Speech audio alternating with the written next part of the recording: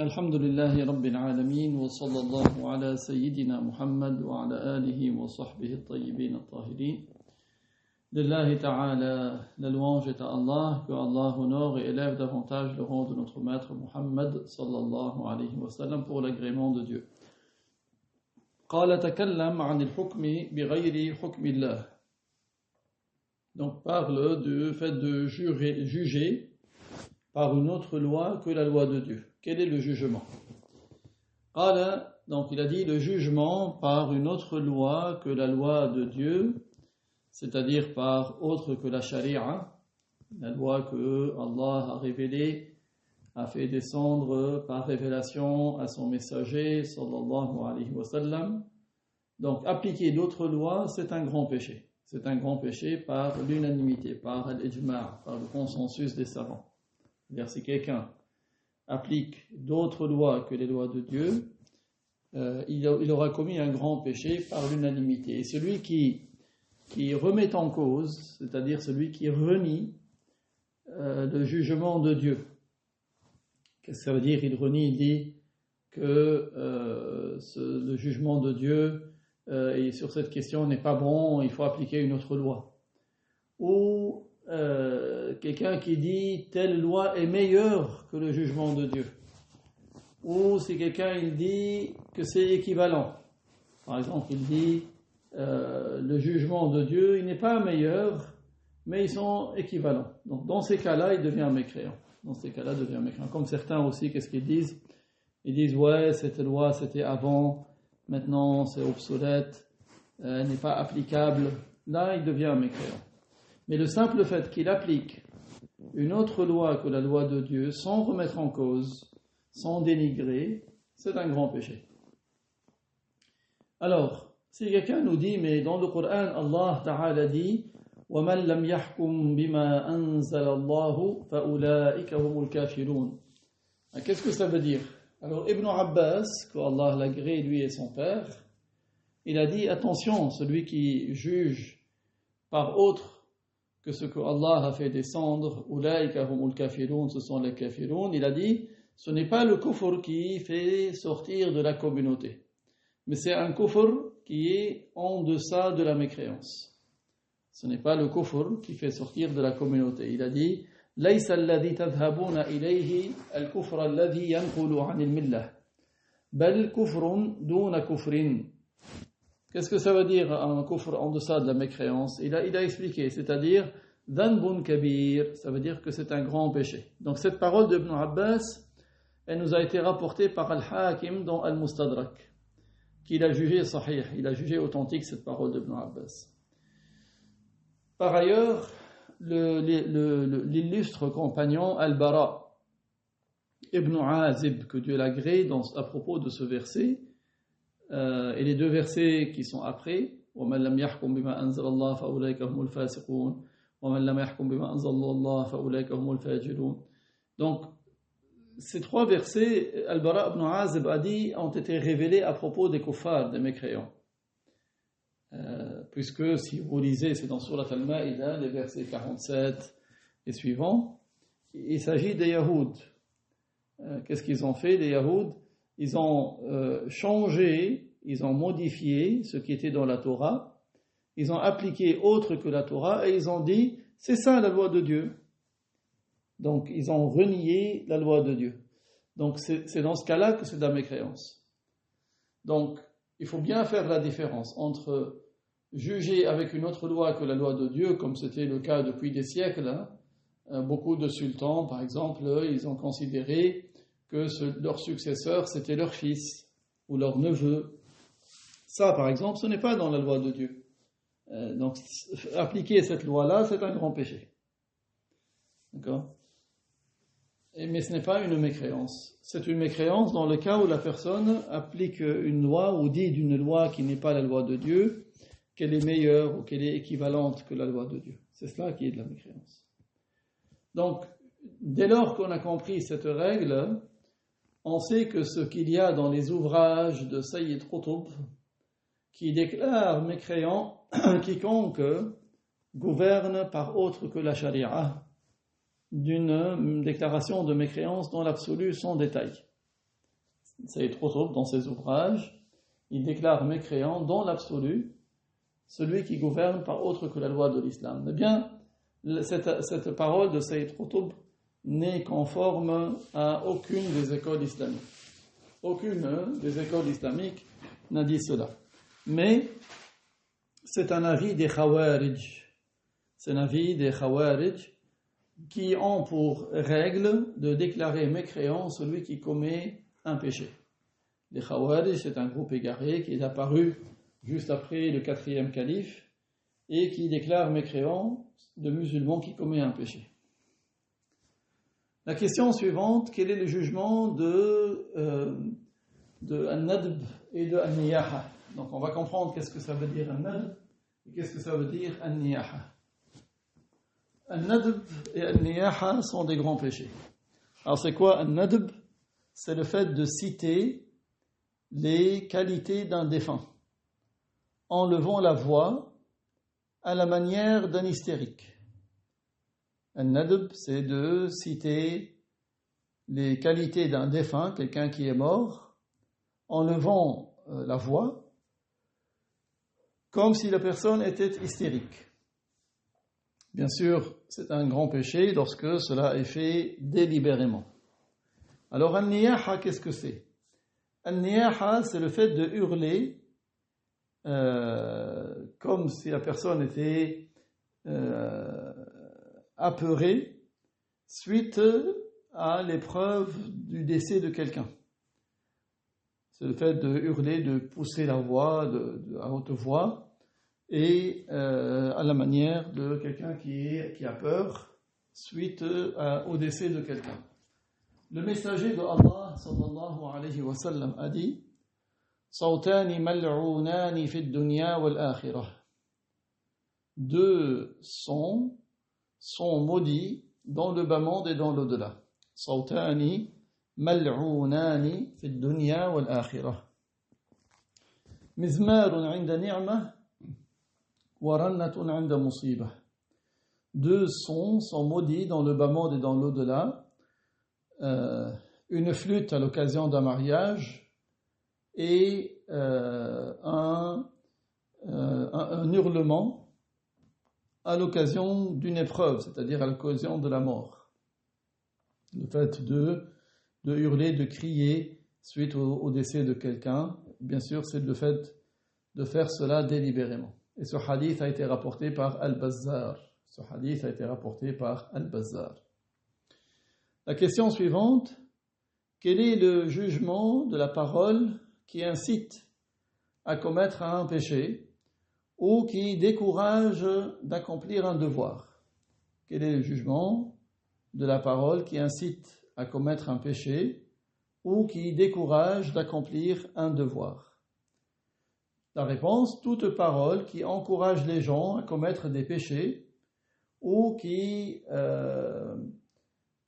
abaisse leur ardeur pour accomplir des devoirs, eh bien de telles paroles sont un péché de la langue. Nous sommes en train de parler des péchés de la langue. Et ça peut se produire. Certains, il dit, laisse, ce n'est pas, tu écouteras le cours plus tard, ou laisse, tu feras la prière après son temps.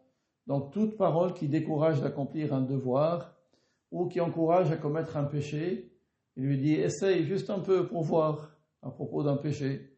Donc, cette parole est un péché de la langue.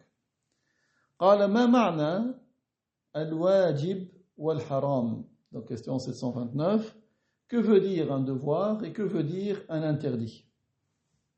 Quand on dit il faut, c'est-à-dire c'est un devoir, qu'est-ce que ça veut dire? Et quand on dit c'est interdit de faire telle chose, qu'est-ce que ça veut dire? قال الواجب, donc le devoir, c'est ce pourquoi sera récompensé celui qui le fait. Mais attention, il sera récompensé s'il le fait par obéissance à l'ordre de Dieu. Certains, ils te disent, ouais, moi je veux bien jeûner, c'est bien, ça me permet d'évacuer les mauvaises choses de mon corps, ça me donne de la bonne santé, mais il ne le fait pas pour obéir à l'ordre de Dieu. Et s'il jeûne Ramadan, celui-là, il n'aura pas de récompense. D'accord ? Donc le devoir, c'est celui celui qui le fait par obéissance à l'ordre de Dieu sera récompensé. Et il sera châtié s'il ne le fait pas. Il sera châtié s'il ne le fait pas. C'est-à-dire, si quelqu'un, il délaisse un devoir, il sera châtié.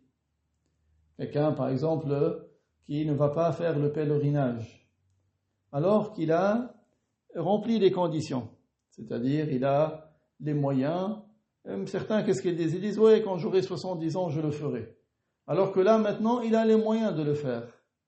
Il ne va pas au pèlerinage et il meurt. Donc celui-là, il mérite d'être châtié. Ça, c'est pour définir ce qu'est un devoir. Maintenant, l'interdit, al-haram, qu'est-ce que c'est ? Al-haram, celui qui le délaisse, il sera récompensé. C'est-à-dire celui qui ne le fait pas, ne le commet pas, toujours par obéissance à Dieu, il sera récompensé. Et s'il le fait, il sera châtié. S'il fait l'interdit, il sera châtié. Ça, c'est l'interdit.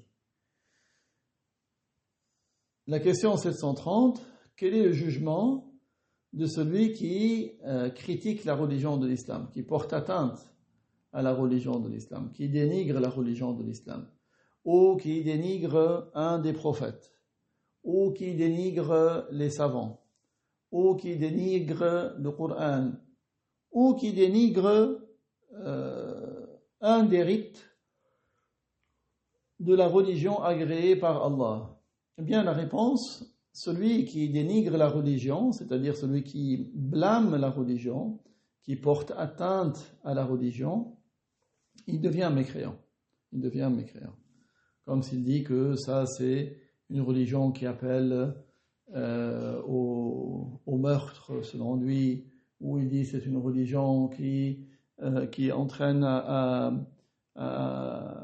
avoir la supériorité de l'homme sur la femme, ou que sais-je. Il dénigre la religion, il blâme la religion, il sort de l'islam. De même, celui qui dénigre un des prophètes. Donc, on nous a raconté récemment qu'un homme, c'était une histoire qui date de quelques années, soi-disant, il était sur le minbar, soi-disant, il donnait un discours du vendredi. Qu'est-ce qu'il leur a dit ? Il a dit, Mohammed est courageux et Moussa, c'est un peureux. Il a insulté Moussa, il a dénigré un prophète, c'est une parole de mécréance.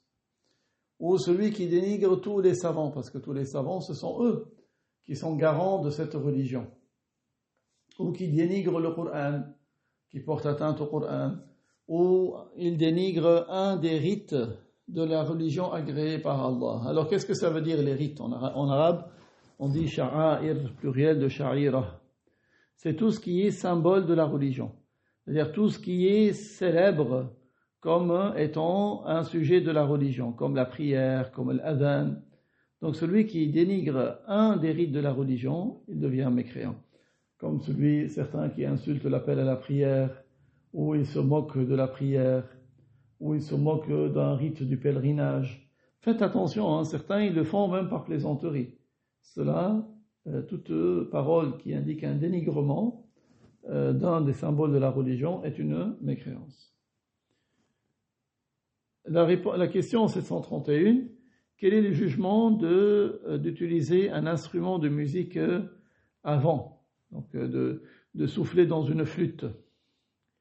La réponse, souffler dans une flûte est interdit. La flûte ici, c'est un instrument de musique qui est en bois ou bien en fer, en cuivre ou en roseau, dans lequel, quand on souffle dedans, ça émet un son. C'est ça qui est la définition. Tous les instruments de musique avant sont interdits.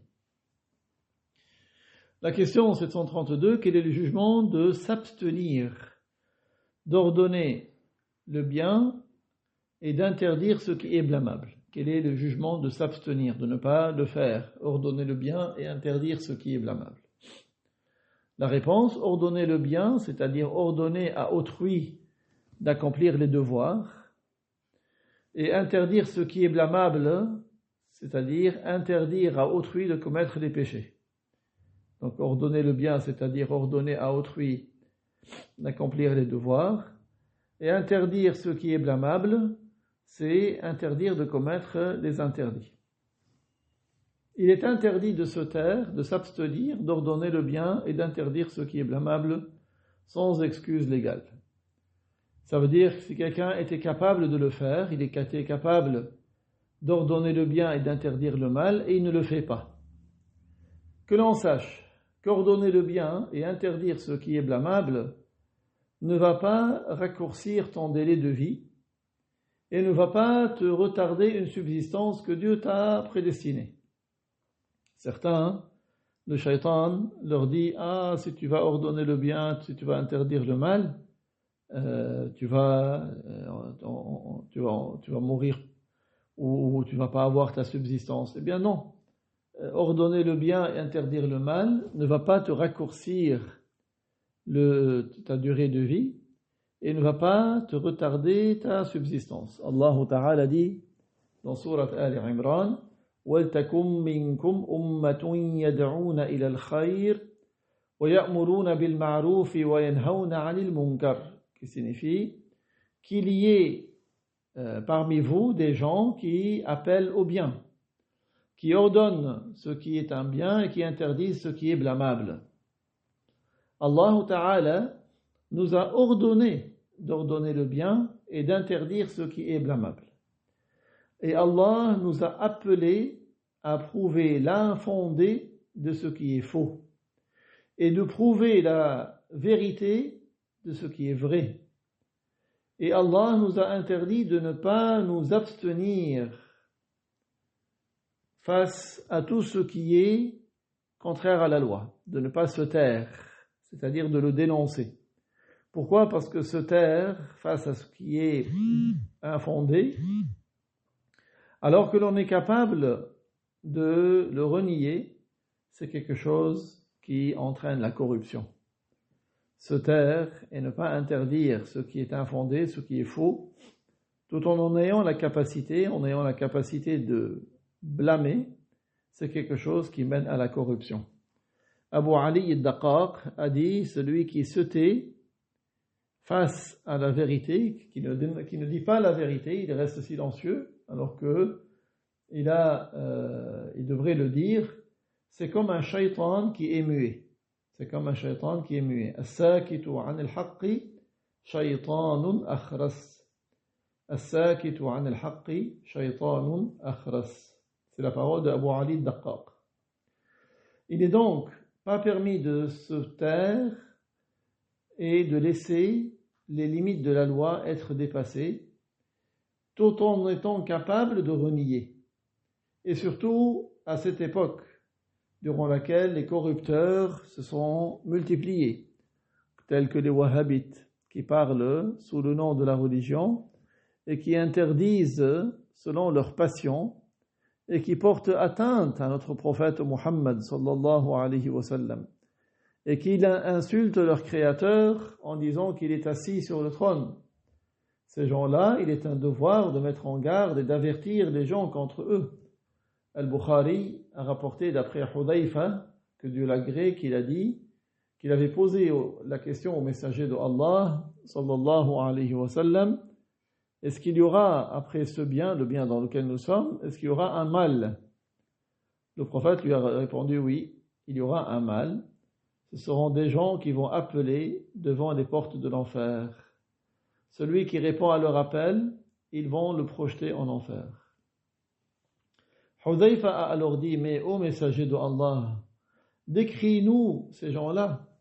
Le prophète lui a répondu, hum min jildatina wa yatakallamuna bi alsinatina, al-hadith. Ce qui signifie, ils ont la même peau que nous et ils parlent la même langue que nous, jusqu'à la fin du hadith. Donc vous voyez que il y aura des gens qui seront arabes, tels que les wahhabites aujourd'hui essentiellement.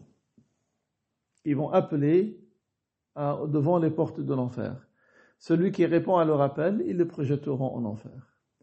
Et parmi ceux de qui il est un devoir de mettre en garde, il y a un homme qui s'appelle Rajab Dib, qui dit dans la langue, en dialecte syrien, il dit Allah yudandad ra'su yawm al-qiyamah wa jumu'a min as-sama' wa yaqul ya ibadi ruhu al-jami'. Donc il dit c'est un homme, il se fait passer pour un savant et tu trouves des naïfs qui le suivent beaucoup. Il dit Allah il penche la tête le vendredi du ciel et il dit oh mes esclaves allez à la mosquée, c'est-à-dire pour faire la prière du vendredi. Il a donc la même croyance que les Yahoud. C'est quoi la croyance des Yahoud? C'est qu'Allah est un corps qui a des membres qui habitent le ciel. Et cet homme, Rajab Dib, il prétend être prophète. Il dit, nous sommes des petits prophètes. Et il dit, il y a deux dieux. Le Dieu qui est adoré, qui est Allah, et le Dieu qui est associé, qui sont tes patients. Et il dit, le messager a voulu se jeter du haut d'une montagne pour se suicider. Or, le prophète n'a jamais voulu se suicider. Tout cela, c'est une mécréance, un égarement, que Dieu nous en préserve. Parmi ces égarements, à Rajab Dib, c'est qu'il déclare mécréant celui qui est musulman et pauvre. Il dit, celui qui est pauvre, c'est quelqu'un de paresseux. Il a détruit 2 piliers de l'islam. Donc, Rajab Dib, il prétend que celui qui est pauvre, il aura manqué à 2 des piliers de l'islam, la zakat et le pèlerinage. Il prétend que c'est un apostat, de 2 points de vue. Il a dit cela parce que il veut que ses disciples s'appliquent pour rassembler de l'argent pour le lui donner, pour qu'il vive d'une vie de roi. Et sa parole comporte la déclaration de mécréance de la plupart des prophètes et des saints, parce que la plupart étaient pauvres. Il y a également dans sa parole la déclaration de mécréance de la plupart des gens du paradis, puisque le messager de Allah sallallahu alayhi wa sallam a dit « Dakhaltu al-jannata fara'aytu akthara ahliha al-fuqara'a » rapporté par An-Nasa'i, ce qui signifie « Je suis entré au paradis et j'ai vu que la plupart de ses habitants sont les pauvres » rapporté par An-Nasa'i. Il n'y a pas uniquement cela. Allah Ta'ala nous a appris dans le Coran que notre maître Muhammad sallallahu alayhi wa sallam était pauvre et qu'Allah lui a donné sa subsistance, sa suffisance. Allah Azza wa Jalla dit wa wajadaka a'ilan fa'aghna. Donc selon la prétention de Rajab Dib, de messager était mécréant, wala'iyadu billah. Et dans une autre cassette à lui, ce qui s'appelle un nizam fil islam, selon lui, il n'est pas permis à l'homme d'appeler son épouse par son prénom. Et il prétend que la femme, il ne lui est pas permis d'appeler son mari par son prénom. Mais ils disent Abu un tel et Ummu un tel. Puis il dit, ni lui est musulman, ni elle est musulmane, s'il s'appelle par le prénom. Alors que le messager de Allah, sallallahu alayhi wa sallam, lui-même, il appelait ses épouses par leur prénom. Il a été confirmé dans Al-Bukhari qu'il disait Ya Khadija, Inna Allah yubashiruki bi baytin fil jannah. Ce qui signifie Oh Khadija, Allah t'annonce la bonne nouvelle que tu as une maison au paradis. Et il disait Ya Aisha, il disait Oh Aisha, Amma Allahu faqad barra'aki. Ce qui signifie Allah t'a innocenté. C'est-à-dire parce que vous savez qu'il y a eu le hadith al-Ifk, Aisha a été accusée par certaines mauvaises langues, notamment des hypocrites de Médine, qui s'étaient mis à diffuser qu'elle avait commis la fornication.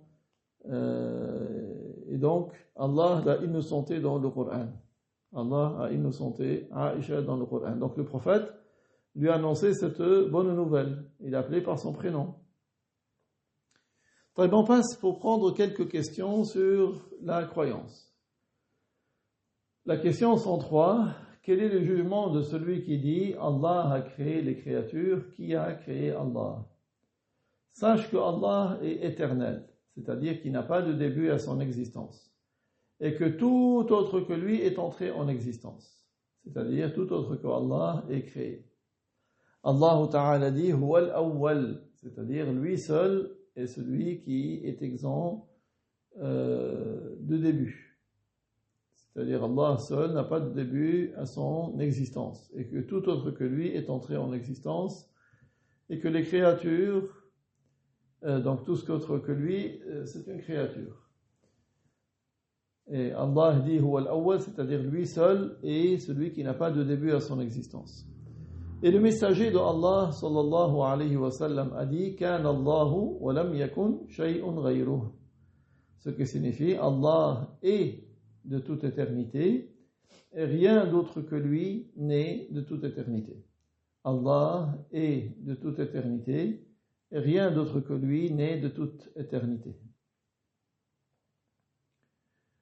Et le jugement de celui qui dit Allah a créé des créatures, qui a créé Allah, c'est qu'il est déclaré mécréant de manière catégorique. Parce qu'il aura attribué à Allah l'inexistence avant l'existence. Et on dit cela, on dit qui a créé telle chose, que pour des choses qui ont un début, qui sont entrées en existence, c'est-à-dire pour les créatures. Allah Ta'ala, s'il avait été créé, il n'aurait pas eu besoin. Si Allah avait été créé, il aurait eu un besoin. Si Allah avait été créé, il aurait eu un besoin. Et celui qui a un besoin, il n'est pas un Dieu. Quant à celui à qui cette question a traversé l'esprit, mais sans que ce soit volontairement, sans que ce soit par sa volonté. Alors, quel est le remède pour telles paroles qui peuvent traverser l'esprit? C'est comme le hadith l'a indiqué, c'est qu'il détourne sa réflexion de cette idée passagère et qu'il dise Amantu billahi wa rasulih. Il dit Amantu billahi wa rusulih ou bien Amantu billahi wa bi rusulih. Amantu billahi wa rusulih ou Amantu billahi wa bi rusulih. C'est-à-dire j'ai cru en Dieu et en ses messagers. Cela coupe court par la volonté de Dieu à ces sortes d'idées passagères. Muslim a rapporté du hadith de Abu Huraira, qu'Allah l'agrée, qu'il a dit le messager de Allah sallallahu alayhi wa sallam a dit ce qui signifie les gens vont arriver à se poser des questions. On va poser une question, il va poser une autre. Jusqu'à ce que l'un d'entre eux va dire ok, ces créatures, toutes les créatures, c'est Allah qui les a créées. Qui a donc créé Allah? Celui qui trouve ces idées passagères dans son cœur, qu'il dise Amantu billahi wa bi rusulih. Donc, Amantu billahi wa rusulih. Donc, c'est un moyen de chasser le waswas. C'est un moyen de chasser les mauvaises pensées. Amantu billahi wa rusulih, Amantu billahi wa bi rusulih. Vous avez deux méthodes qui permettent de chasser le waswas. Alors, donc ça c'était la question pour qu'on puisse profiter. Donc maintenant, on va prendre un cours général. Donc c'était la suite de ce qu'on a fait commencer la fois passée. Donc, hop.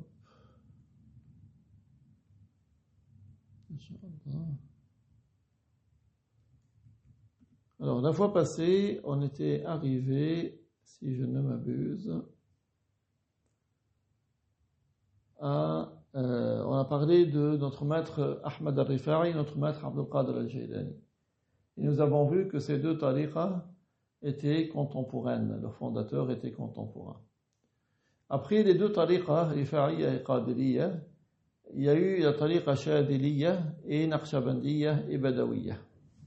De sorte qu'il y a eu environ 40 tariqas, 40 voies soufis. Toutes ces tariqas permettent de gagner des récompenses de la part de Dieu. Mais Allah tabaraka wa ta'ala a fait que la Rifa'iyya a une valeur particulière d'entre toutes ces tariqas. Ces tariqas, autres que les Rifa'iyya, ont été pénétrés par la falsification. Ceux qui les ont suivis ont dévié, notamment les Shadiliyya. Les Shadiliyya a été fortement dévié, énormément. La plupart de ceux qui se réclament de la Shadiliyya aujourd'hui ne suivent pas la loi de Dieu. Parmi les plus abominables des choses auxquelles ces gens-là sont arrivés, qui ont dévié de la tariqa Chadhiliya, c'est qu'ils se sont mis à dire qu'Allah il est à l'intérieur de chaque être humain, homme et femme. Ils ne sont plus des muwahhid, des gens qui ont la croyance en l'unicité. Ils sont sortis de l'islam, ils sont devenus plus mécréants que les Nasara et les Yahoud.